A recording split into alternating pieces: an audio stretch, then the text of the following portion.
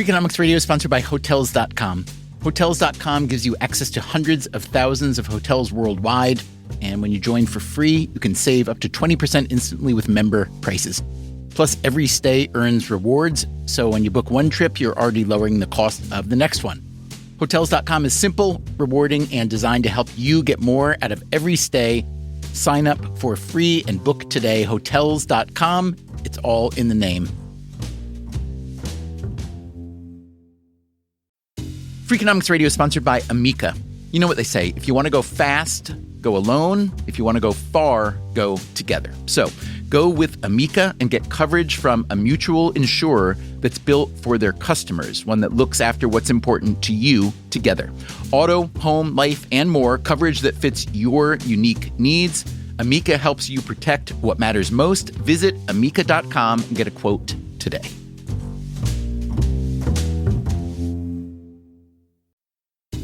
Freakonomics Radio is sponsored by Mint Mobile. Ditch overpriced wireless with Mint Mobile. Cut your wireless bill to $15 a month at mintmobile.com/freak. Upfront payment of $45 for 3 months, $90 for 6 months, or $180 for 12 months. Plan required, $15 per month equivalent. Taxes and fees extra, initial plan term only. Greater than 50 gigabytes may slow when network is busy, includes up to 20 gigabytes hotspot. Capable device required. Availability, speed, and coverage varies. See mintmobile.com.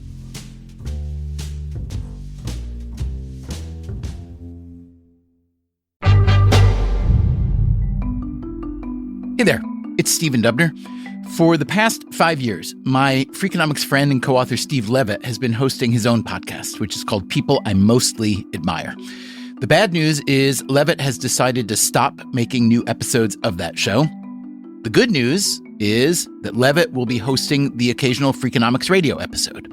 The other good news is that starting now, we are going to republish the entire People I Mostly Admire archive from the beginning. So if you never heard it, or if you missed some episodes, now is the time to get on board. Just go follow People I Mostly Admire in your podcast app. You will not regret it. In the meantime, I thought that today you might like to hear, as a bonus episode, the final installment of People I Mostly Admire, or PIMA as we call it. It's a sort of exit interview with Levitt conducted by me, and it starts now.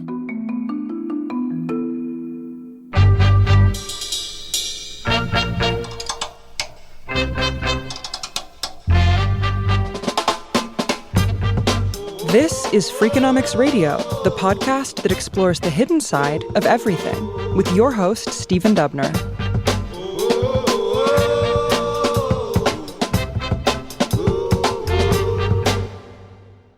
Hey, Levitt.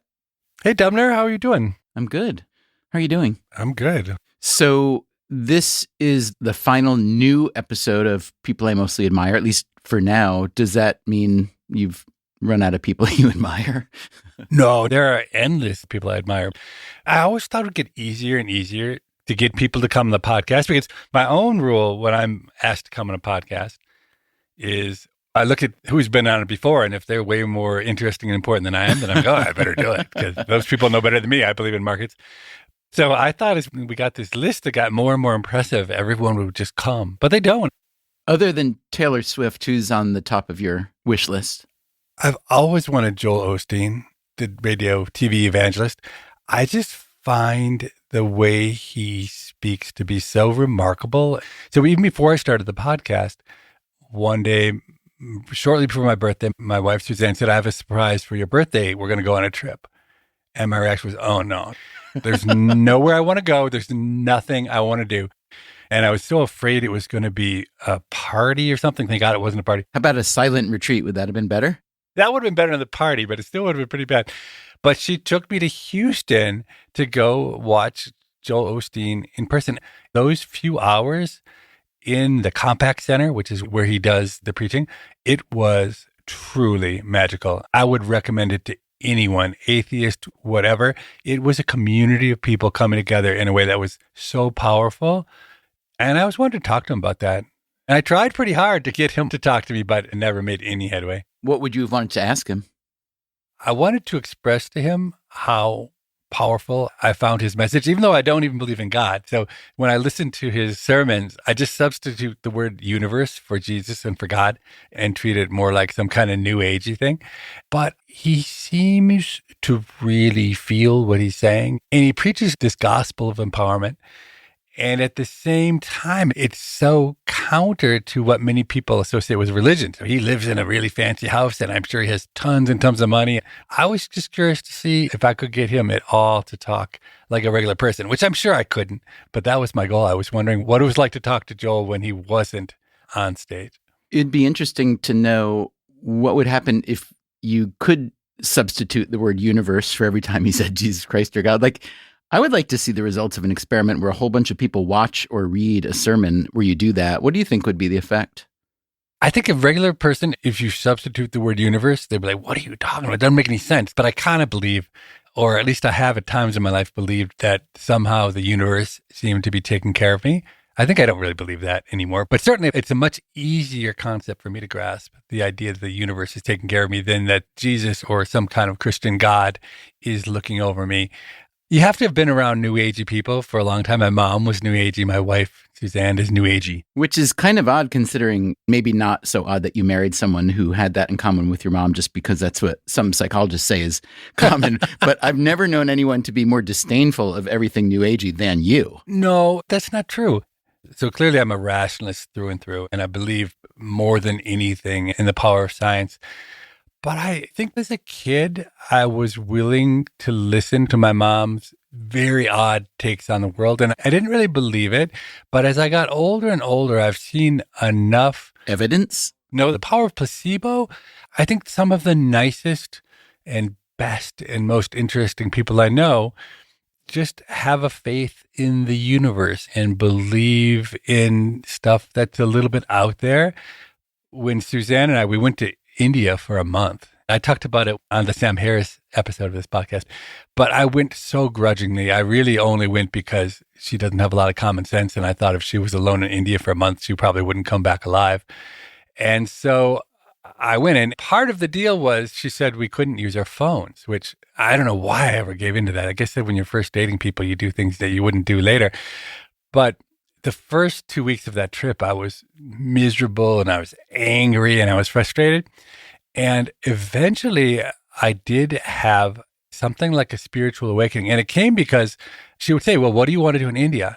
And I would rack my brain and I'd say, actually, there's not a single thing that I would like to do here. I'm indifferent to everything.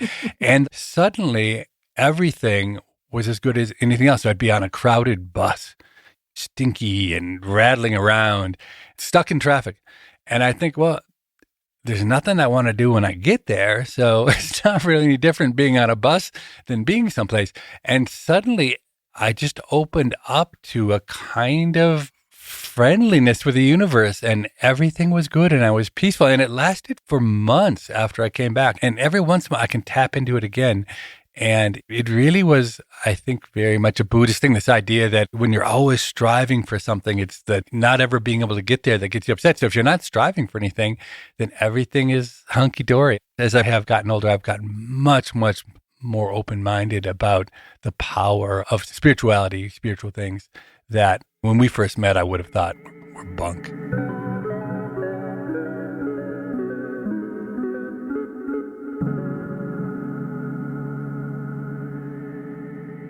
So you did People I Mostly Admire for 5 years, which surprised me when I looked it up. It went fast, at least for me. I don't know.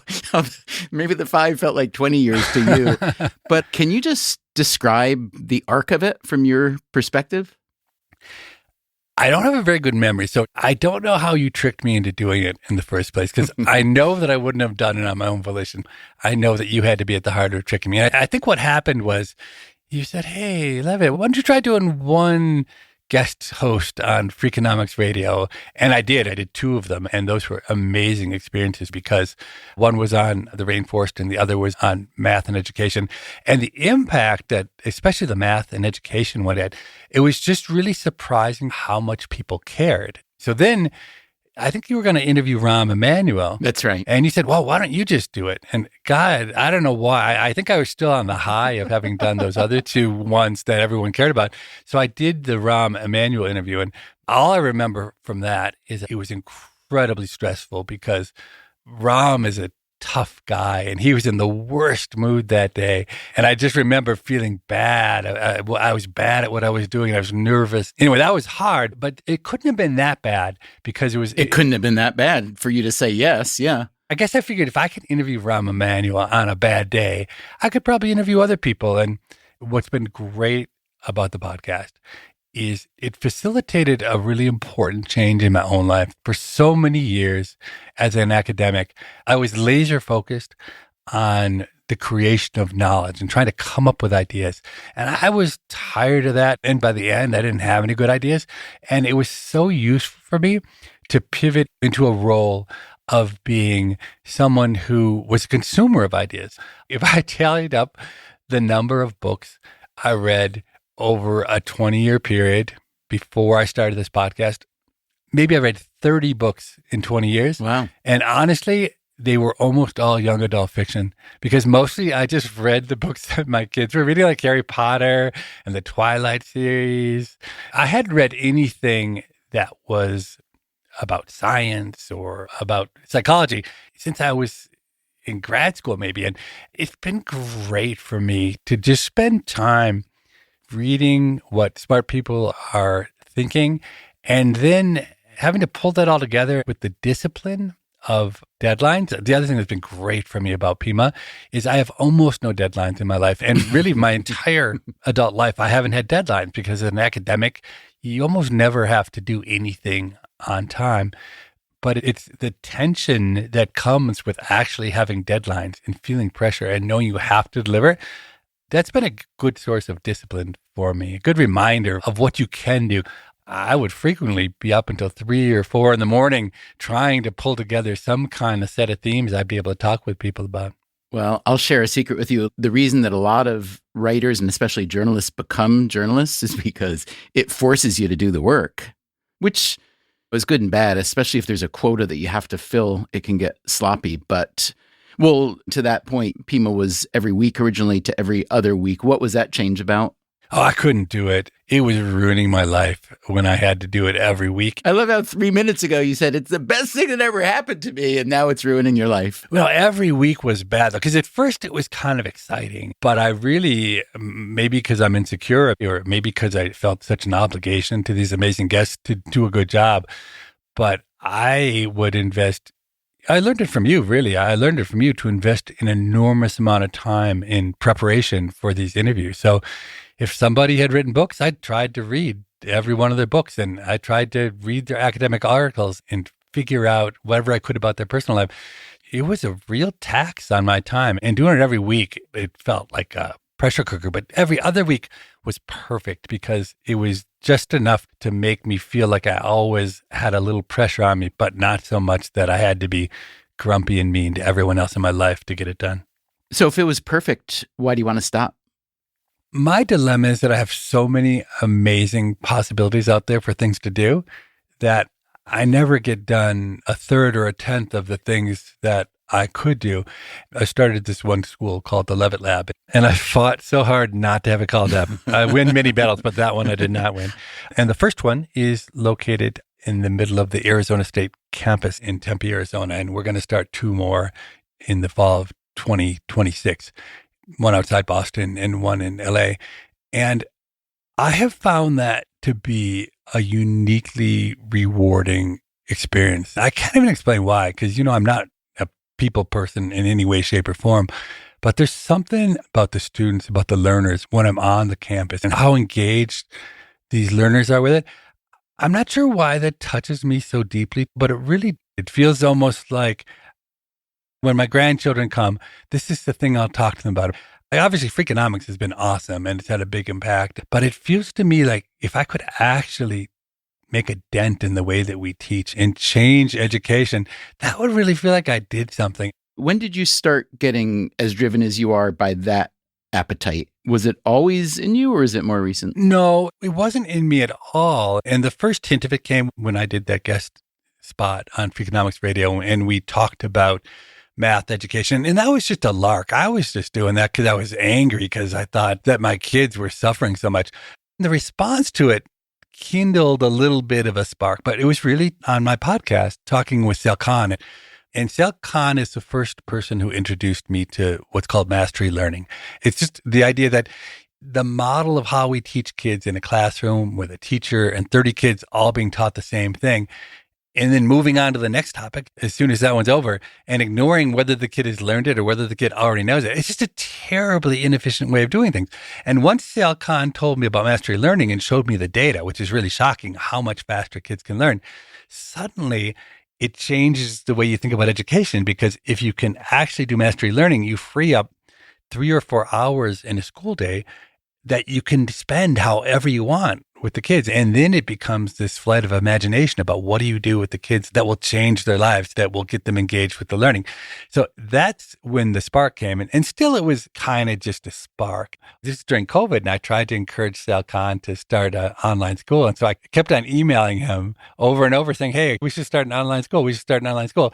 And then maybe the 10th time I wrote to him, he called me 5 minutes later and said, hey, I am starting an online school. Do you want to help me out with it? And that was the Khan World School. And I had Sal on the podcast 2 more times to talk about that.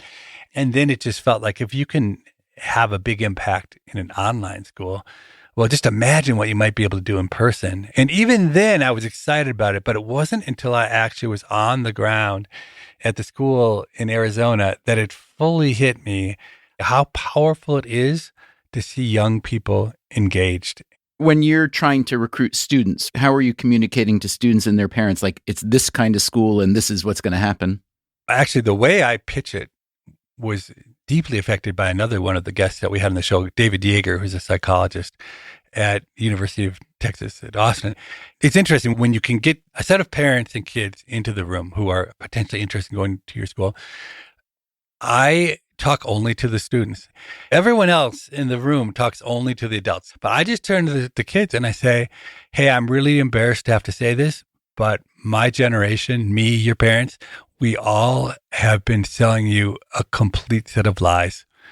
We've been telling you that if you work hard and you get good grades and you do a little bit of volunteering, then you'll get into a great college and you'll go to college. And after you graduate, you'll have a great career. And it's all a set of lies, because it is. What we're teaching kids doesn't make sense.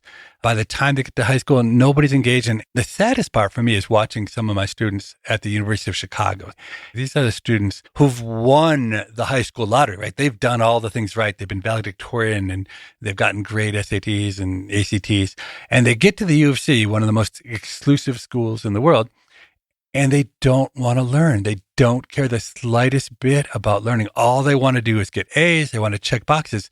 To me, that is about the most discouraging thing I can imagine. These are such talented kids who have been given an incentive scheme which has beaten all the life out of them.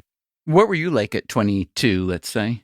Oh, God, I was exactly like that. I was the worst college student imaginable. I was way ahead of my time because I was exactly like these box checkers before anyone else was.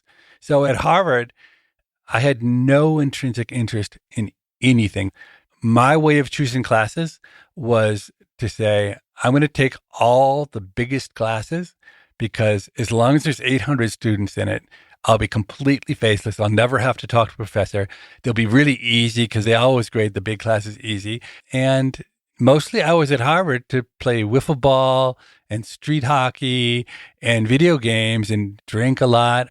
I got straight A's at Harvard, basically, but without ever trying to learn anything. It was only when I graduated and went and worked in consulting that I realized that I actually liked ideas and I was curious about ideas.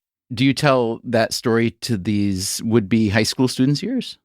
I have not told that story to the high school students. Because it's a little bit like a scared straight story. Here comes this guy, Steve Levitt, accomplished economist, taught at University of Chicago for many years, PhD from MIT, went to undergrad at Harvard, and he's here to tell you that it's all a facade or mirage or whatever you want to call it. If I were working with you on this project, I would encourage you to open up like that, especially since you were, as you put it, ahead of the curve on just ticking the boxes, because I just wonder how the message that you're selling gets received otherwise. Because I just don't know how many people are really frustrated about the status quo that you're describing. It seems like everybody's bought into it. Well, you're right. It's really hard to convince people. And the only people who really came to our school were people who were so deeply dissatisfied with traditional education, mostly because they were bullied or they felt like they didn't fit in. But I think really the people who will ultimately benefit the most from my approach to education, if it ever takes off, are the talented people, because this rat race that is taking such a toll on the mental health and on the creativity and on the joy of the people who are succeeding is really destructive. And the subtle thing that we do at our school that I think is maybe the single most powerful thing we do is we celebrate a much wider array of accomplishments. So in a typical school, there's only one way to succeed. You get straight A's. You get to be the valedictorian. And that is the key to the elite schools. But at our school, kids are writing their own music and producing it, or making stop motion films, or they're building with their hands devices to measure particulates with mechanisms to turn on a fan that sucks the air pollution out. Or a novella. One of our students is writing a novella. You can write an awesome novella and everyone else around you can cheer and say, that is fantastic. I'm so glad you did that, without having at the same time each student think, oh no, I didn't write a novella. That means I'm going to be a failure because I'm doing my stop motion film. And as long as you open the aperture and make it so that there are lots of ways to succeed, suddenly you go from a world in which it's us versus them. The us is me and my parents, and the them is the other kids at the school. To the us is all the kids at the school who are being empowered to do great stuff. And I think if we could transform schools so that every kid felt like who they were was enough and that they should be trying to be who they are instead of trying to be valedictorian, it would change everything. And that's what gets me so excited about it. One thing I wonder about is how the mainstream introduction of a certain kind of AI, let's just consider ChatGPT the median AI that most people are exposed to and either love or fear or hate or whatever. How do you see what you're trying to do intersect with this moment? Because I could see it going both ways. I could see some people, and I would raise my hand here thinking, wow, if knowledge like that is at the touch of everyone's fingertips so easily, that's awesome, because I don't have to spend all my time teaching that to kids if I'm a teacher, or memorizing it if I'm a kid. And I can actually just know that I live with a big foundation of amazing knowledge, and I can actually now think more deeply, more creatively, et cetera. And then I could imagine there are people who take the exact opposite, which is to say, if you let AI become a major character in the way that we educate people, then what are we even doing here? I hear both sentiments expressed. So I'm curious, A, I have a feeling I know where your sentiment lies, would be in position one that I just argued, I'm guessing. But B, I really want to know how you see it being a tool that's used in a learning environment like yours. I'm going to surprise you with my answer. I think both of those groups are exactly right. If you are an engaged learner and you want to learn something, like you and I, when we're trying to prepare for an interview, there's never been a tool like AI, like Gemini, ChatGPT, for learning quickly when you need to learn something. If you are unengaged and you are trying to find a way not to learn anything, there has never been a tool as effective as AI. And I think the problem is, and why both are right, if students are not engaged, they can get by without learning a single thing. Where you talked about, but AI lets me think deeply and critically about all sorts of issues without having to learn a bunch of silly facts. That's true, but you also have a basis for thinking about the world because you've learned a lot of stuff along the way. It is a tremendous fear, and a rightful fear, the idea that the standard way we teach, where students are unengaged, AI has undone that. And I watch my own kids skirt through life learning nothing, letting AI do everything for them. This is why over and over I'm stressing engagement, and how when you see the kids engaged, it's so powerful and so emotional as an adult to watch it. I think it's because engagement has become the thing that is the linchpin to education right now. Because when kids are engaged, they are empowered through AI and everything else to learn in a way that you and I couldn't have learned when we were kids because we had to go to the library. It took forever to get our hands onto the keys to knowledge. If you look at engagement levels of kids as they go through the educational system, kids in elementary school are by and large really engaged. And through junior high and high school, there's a sharp drop off. I honestly think that's going to be the key on which everything turns. If we can get students engaged, we will have unbelievable results. And if we don't, we are facing disaster. Coming up after the break, who were Steve Levitt's favorite guests on People I Mostly Admire? I'm Stephen Dubner, and this is a special bonus episode of Freakonomics Radio. We will be right back. At Edward Jones, we believe rich isn't about having life all figured out. It's opening yourself to all the possibilities. That's why your dedicated financial advisor provides long-term planning built around you, meeting you where you are, and helping you get closer to where you want to be. So no matter where you're starting from, you can move forward with confidence. The key to being rich is knowing what counts. Let's find your rich. Edward Jones, member SIPC. Freakonomics Radio is sponsored by LinkedIn Ads. Ever invested in something that didn't live up to the hype? Marketers know that feeling. They optimize for the numbers that look great, like impressions, but then they don't see revenue. LinkedIn has a word for that: bull spend. Instead, you can get the highest ROAS of major ad networks with LinkedIn. Cut the bull spend, advertise on LinkedIn. Spend $250 and get a $250 credit. Go to linkedin.com/Freakonomics. Terms apply.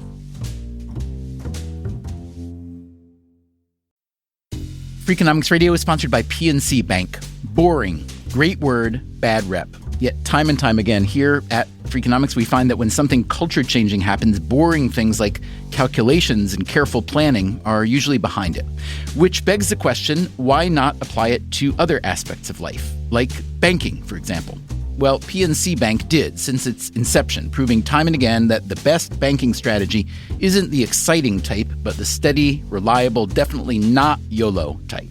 PNC Bank, brilliantly boring since 1865. Brilliantly boring since 1865 is a registered mark of the PNC Financial Services Group, Inc. PNC Bank, National Association, member FDIC.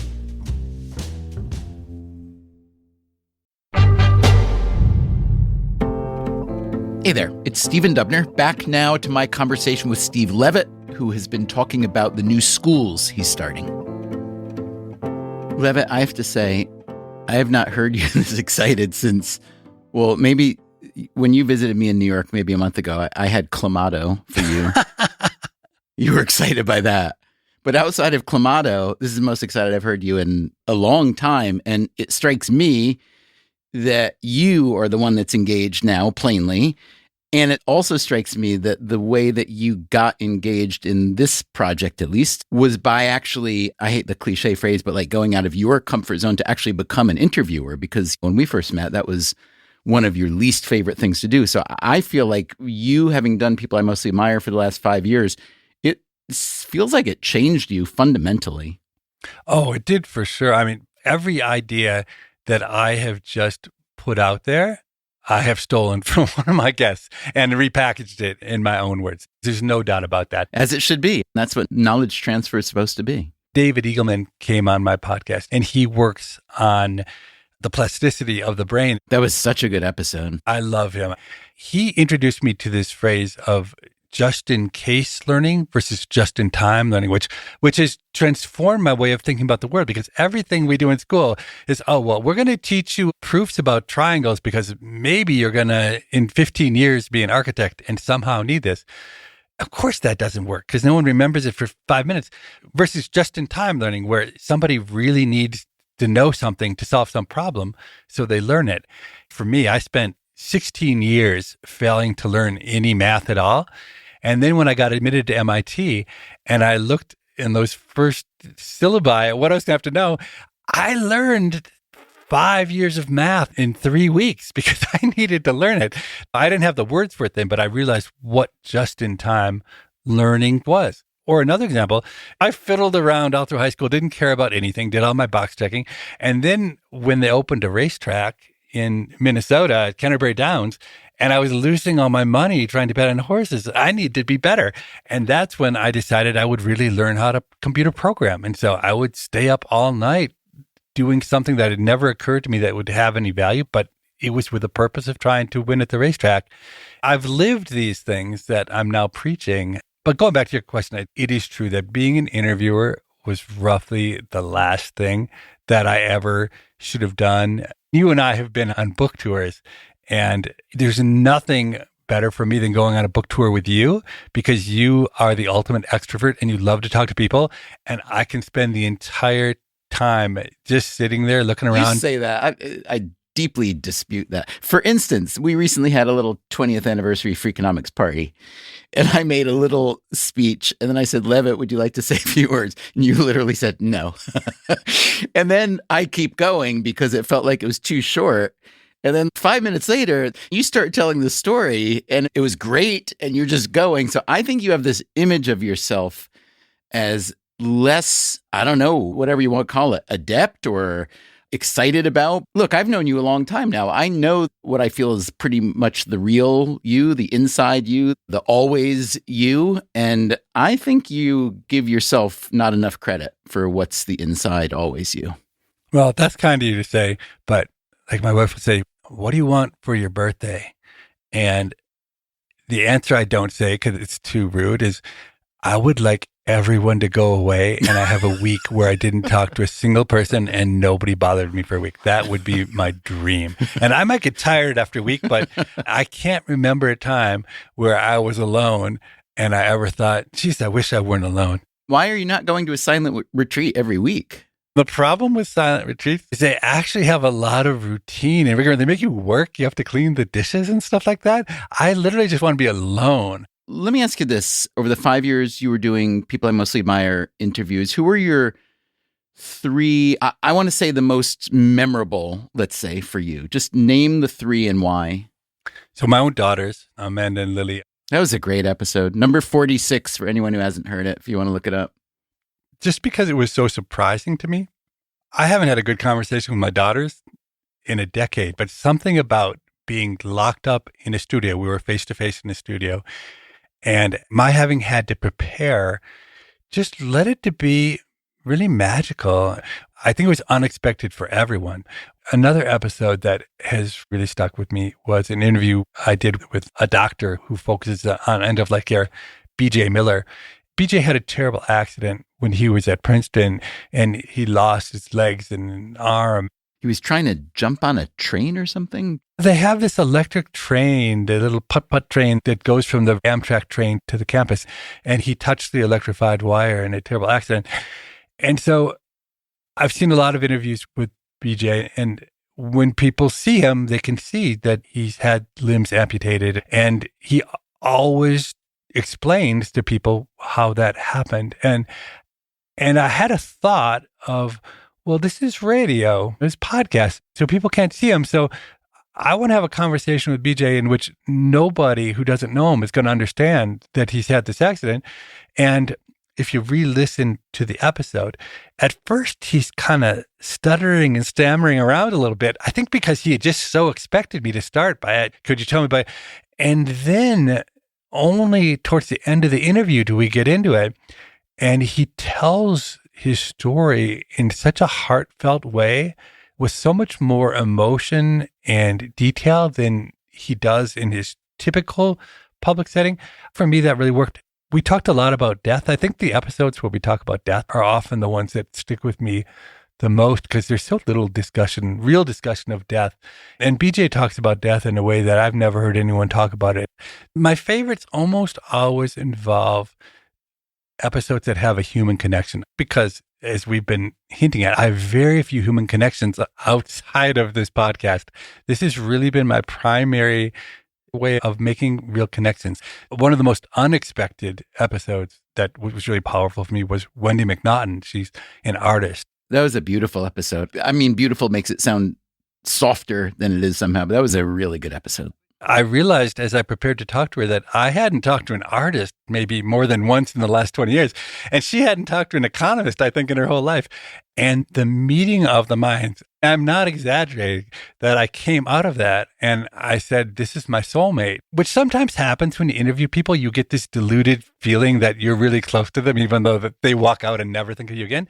But then when I reached out to Wendy later, she said the same thing back. Somehow we really connected in a deep way. I remember that in the interview, you said something to her like, I see you as being not constrained by the two things that almost everybody worries about, which is that the thing that you want to do might end up taking a lot of time and it may end up not making you any money. And you said that to her and she's like, oh my God, nobody's ever recognized that except my therapist. And that's when I realized that you had become just a very astute interviewer. Not that you weren't always astute about the world, but there's a different component to bringing it out in someone like that. A lot of it was preparation. And again, I learned that from you. When you first interviewed me back 20 some years ago, you showed up my door and you had read, or at least could credibly convey to me that you had read all 60 or 70 of my papers. It was shocking. And we had amazing conversations because you had invested so much. And I think that's one thing that you just can't get around. If you show someone that you care about their work, they want to talk about it. They do. There's no substitute for hard work. You can have very little talent for interviewing, but I think if you've really prepared, it can still go pretty well. I'll tell you another interview that was really special for me was with Yuval Noah Harari. And I stole it from you. It was an observation you had made many years ago. Yuval Noah Harari is a tough nut to crack. I had watched a lot of interviews with him and he plays it very close to the vest and he's really serious and sometimes argumentative. You had taught me something many years ago. You had said the only thing that anyone ever likes to read are stories. The only good stories are about people and personalities, and you have to make it very personal and build up the character of them, and there's got to be tension and whatnot. And so what was interesting as I read his amazing book, Sapiens, there is not a character in the entire book. So he violates your first rule of storytelling. Like, how can this book sell millions of copies when it doesn't have anything that people like?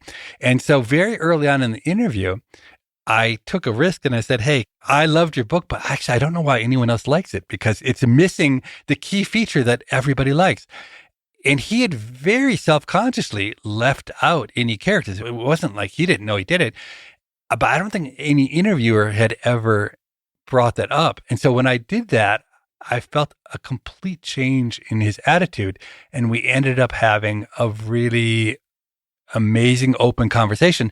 I think that's the most downloaded episode that we've ever had was that one. I do remember that point he made about how when politicians get in trouble for saying something in private that could be considered offensive or whatever, antisocial, he was saying you have to let people have a private life, especially public people. I mean, that's one thing that I remember from a conversation I heard 4 years ago, which I think is probably on average pretty good because I remember mostly zero from a week ago. He surprised me because honestly, before I interviewed him, I wondered whether he wasn't, fraud's too strong a word, but like a faker. There are these public intellectuals who have written a book. It contains everything they know. Yeah, and if you ask them a real question, they just start dissembling. They don't actually know anything. Yeah, or you get exactly the same thing over and over. Yeah, yeah.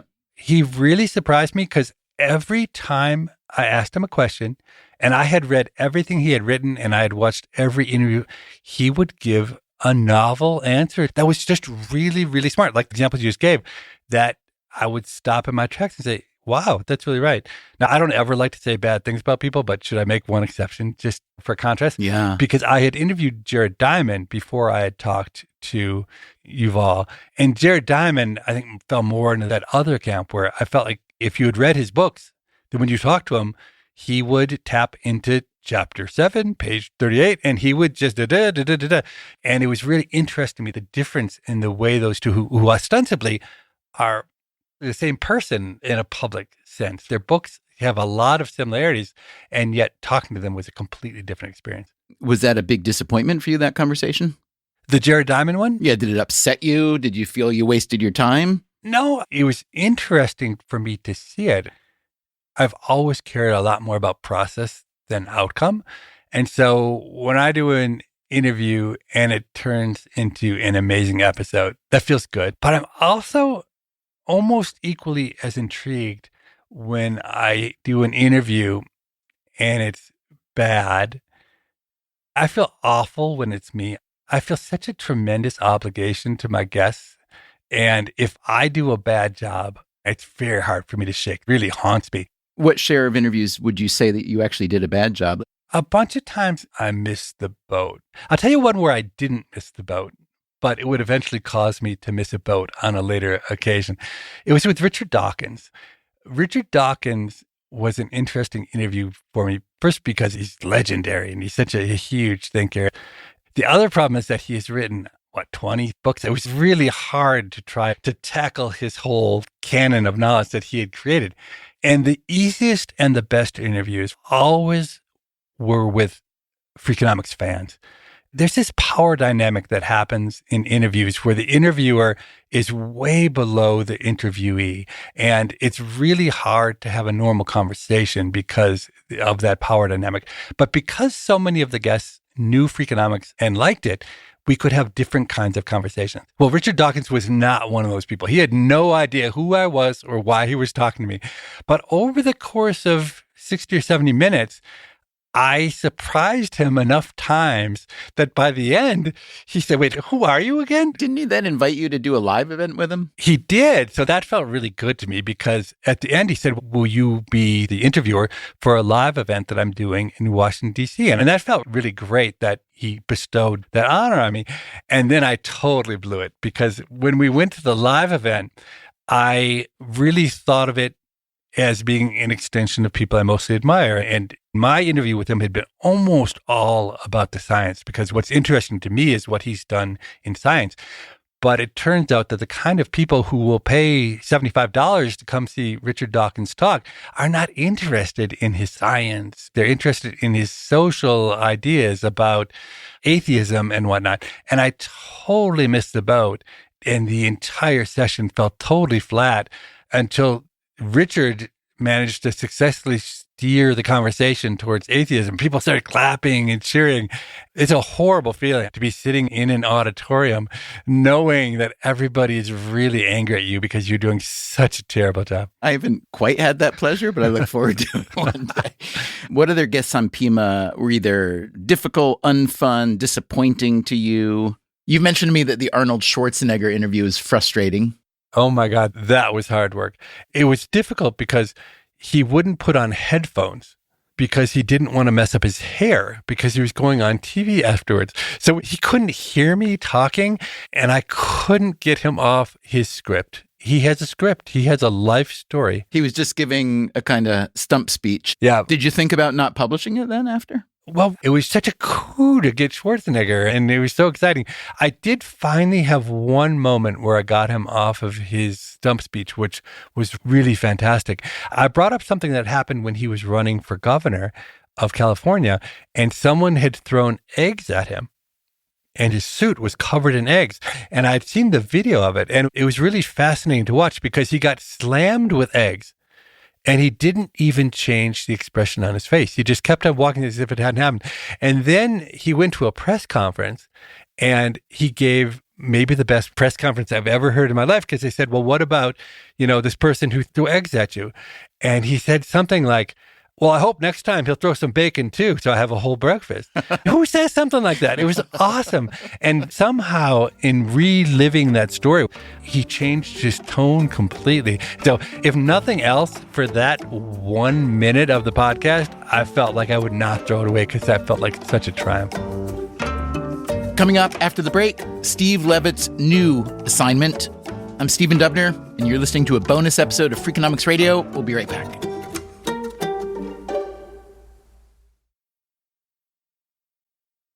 Freakonomics Radio is sponsored by Figure. Did you know that 40% of homeowners own their home outright? If that's you, don't let your equity sit idle. Tap it with a home equity line of credit. Figure, the #1 non-bank HELOC lender in the U.S., helps tap equity you've built in your home so you can do things like tackle a renovation or pay down debt. HELOC is a line of credit secured by your home. You can draw what you need, repay, and draw again. Figure offers a 100% online application. Get approved in 5 minutes and funding in as few as 5 days. It's faster than a bank loan and cheaper than a personal loan. Check your rate today without impacting your credit at figure.com/Freakonomics. This post is sponsored by Figure, NMLS ID 1717824. Figure is an equal housing lender. For more information about their licensing, visit nmlsconsumeraccess.org. Figure's HELOC is subject to credit approval and terms apply. Freakonomics Radio is sponsored by Advantech. No one likes a creaky floor, and builders know that the subfloor sets the tone, which is why Advantech subflooring is engineered for strength, stiffness, and moisture resistance. Advantech products are designed to stand up to the elements and give you a bond so strong it's backed by the industry's first squeak-free guarantee. No squeaks, fewer callbacks, no problem. When the schedule is tight and performance matters, head to huberwood.com/Advantech to lay the foundation of a solid build.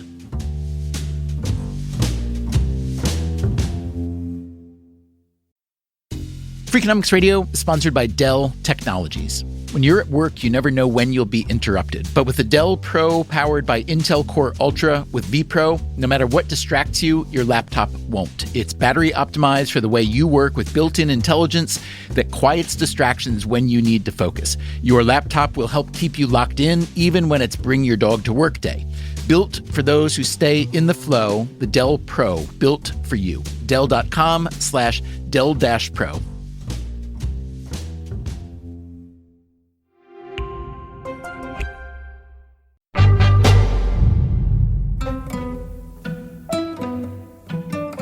So I can imagine that people listening to this, to them, this sounds like all bad news in that People I Mostly Admire is going away. But actually, there's a massive silver lining.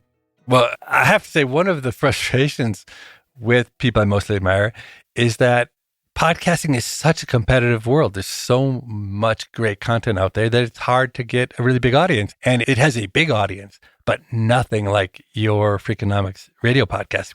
And so you've been kind enough to say that I might have the opportunity to guest host. Oh, it wasn't kindness. It's exhaustion. I'm like, please come in, help. No, seriously, I just want to say, when we started having this conversation about you maybe shutting down Pima and starting to do whatever, a handful of episodes of Freakonomics Radio a year, who knows how many it might be, it coincided with me really wanting to, it's a weekly show, Freakonomics Radio, which is really hard to do high quality all the time. And I do love it, but it's grueling and exhausting sometimes. So I think this is like getting the band back together 20 years after we wrote the first book. I mean, selfishly for me, I think it's great, but also editorially, I don't mean to flatter you so much, but I'm just really impressed with what a good interviewer you've become over the past 5 years doing People I Mostly Admire. So I think you're going to make great Freakonomics Radio episodes. Do you want to just give a preview of one or two that you're working on already? I'd more like to keep those secret, actually. I think it's better to keep them secret. But let me say this. What I love about the format of Freakonomics Radio is that you tackle issues and policy. And maybe there is a way in this long-form interview Pima format of actually trying to make headway on policy, but I never figured out how to do it. I agree with you. I feel like there are two basic types of conversation. One is about a person and one is about a thing. And yeah, you can knit them in, but it's hard sometimes. I have a handful of policy ideas that I think are really important. And I love the idea of pursuing them through the Freakonomics Radio format with the hope that really I can make an impact. For example, AI in education. We talked for 1 minute in this episode today about AI in education, but I think it's a really important issue that isn't being treated in the right way. And because of these two very different camps, people who think AI is the best thing in the world, people who think AI is the worst thing in the world, understanding how it is both at the same time, but in a really sensible and thoughtful way, I think that's the kind of message I want to have people talking about. There's just gross mistakes that we're making in terms of the incentives that we're applying to, say, pharmaceutical development. there's stories to tell there that matter. I don't think of myself as a journalist at all. So what I have done at Pima, I don't think of that as journalism. I think of that as just me having conversations with people. What you do on Freakonomics Radio is actually journalism. And I'm excited to try my hand at being a journalist for a little while. I think it's going to be great for Freakonomics Radio. I think it's going to be great for me. I hope it's great for you. I think it's going to be great for listeners.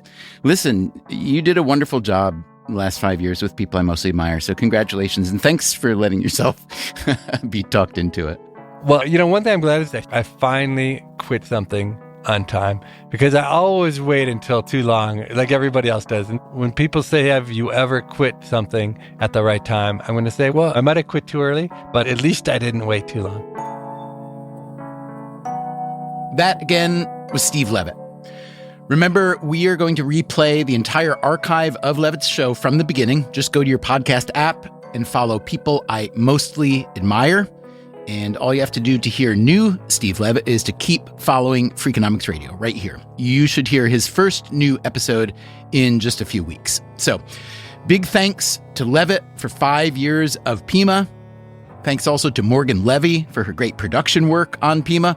And thanks to the rest of the team that made it happen over the years, including Daniel Moritz-Rabson, Greg Rippin, Lyric Bowditch, Jasmine Klinger, Julie Canfer, and Matt Hickey. Freakonomics Radio is produced by Stitcher and Renbud Radio. You can find our entire archive on any podcast app. It's also at Freakonomics.com, where we publish transcripts and show notes. This episode was produced by Morgan Levy and edited by Gabriel Roth. It was mixed by Greg Rippin. The Freakonomics Radio Network staff also includes Alina Kuhlman, Augusta Chapman, Dalvin Abuaji, Eleanor Osborne, Ellen Frankman, Elsa Hernandez, Ilaria Montenacourt, Jasmine Klinger, Jeremy Johnston, Teo Jacobs, and Zach Lipinski. Our theme song is Mr. Fortune by the Hitchhikers, and our composer is Luis Guerra. We will be back very soon with a regular episode of Freakonomics Radio. Until then, take care of yourself. And if you can, someone else too.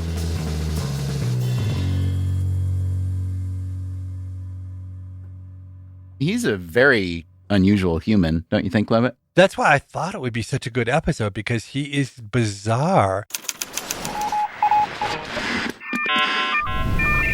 The Freakonomics Radio Network, the hidden side of everything.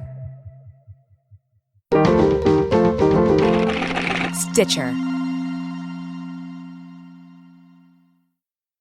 This podcast is sponsored by Made In Cookware. Made In partners with multi-generational artisans and some of the world's best chefs to create professional quality cookware, knives, and kitchen tools. Their products are trusted in Michelin-starred restaurants worldwide and designed to perform just as well in your kitchen. From 5-ply stainless clad to carbon steel, every piece is built to last and made to actually make you a better cook. Discover award-winning cookware at madeincookware.com. Freakonomics Radio is sponsored by Ozempic. Innovation happens through rethinking what's possible, and when it comes to GLP-1s, Ozempic pill does just that.